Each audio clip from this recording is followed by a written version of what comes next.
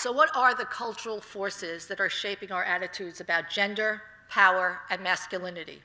And how are they contributing to this epidemic of gender violence? Why is the question often, why does she stay? Or why did she go back? And not, why did he hit her?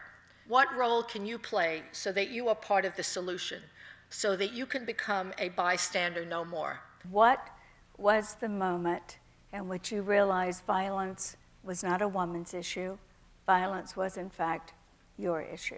Men are really impacted by domestic violence in ways that are almost unimaginable.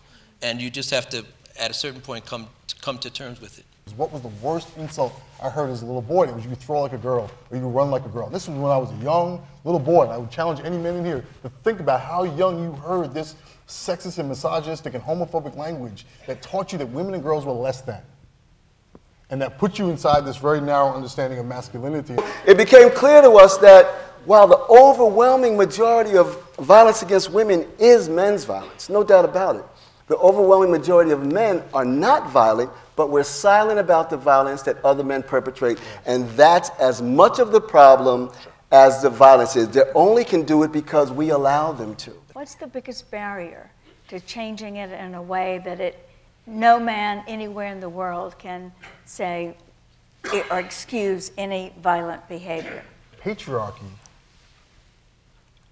because it has driven our laws, it has driven our commerce, it has driven our economy, it's comfortable. And so it's not just that men want to identify with that narrow form of masculinity, but women as well. Because there's economic comfort in it, there's family comfort in it, there's so many places where you just don't want to rock that boat. Our masculinity is policed by other guys. So you ask yourselves, why don't they come forward?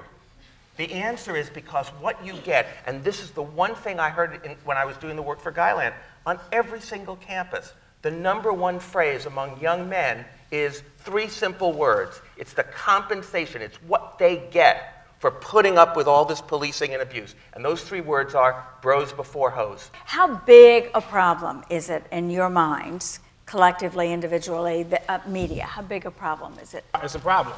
Yeah. We wake up in the morning and turn on the television and we're exposed to all these hyper-violent images of men of all racial backgrounds, right? And so there are very few spaces where we as boys and men, and of course girls and women too, can go without seeing these really sort of over-the-top, exaggerated examples of what real manhood looks like. Once you begin to show guys how this hyper-masculine persona does not benefit you in the long run in terms of your health and wellness, then you start to get guys to think, okay, wait a minute. I'm checking out. I'm divesting in this whole patriarchy thing. The biggest barrier that I found when I tried to do work on bystanders specifically with guys on college campuses is what I call the individual opt-out option, which is I never did this, therefore this has nothing to do with me. Right. That sets the bar awfully low for being a good guy. You know, like, all right, didn't rape anybody, check, great guy. 4 out of 6 boys are learning everything they know about sex and about women from pornography. Sure. Okay, so how do we fight this? This is terrifying. Yeah. The issue of pornography, when we look at the socialization of men and how we pass that socialization down to our boys, and you know, all of us, whether we're those men who are violent and those men who are not, have been socialized from this construct of manhood. Not that all of us act out on those things, but that's the teaching. That women have less value, women are property, and women are objects. And with commercial sexual exploitation and pornography, that's really where those 3 things meet at once. These all are about how do I get engaged. I don't want to understate the level of fear that men have in addressing each other and confronting another man's sexism or abusive behavior. We have to inject, we have to stick needles into their bodies and like inject courage into men and say, you can do this, you can do it. And I don't want to make fun of the fear, because in many cases the fear is real. There can be some really serious ramifications for speaking up and confronting other men.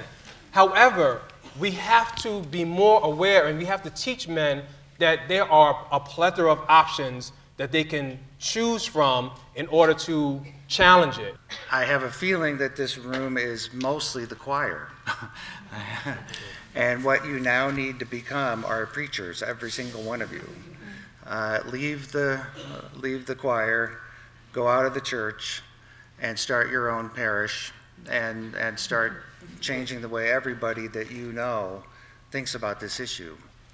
Because our survival, I believe, literally depends on it. So thank you.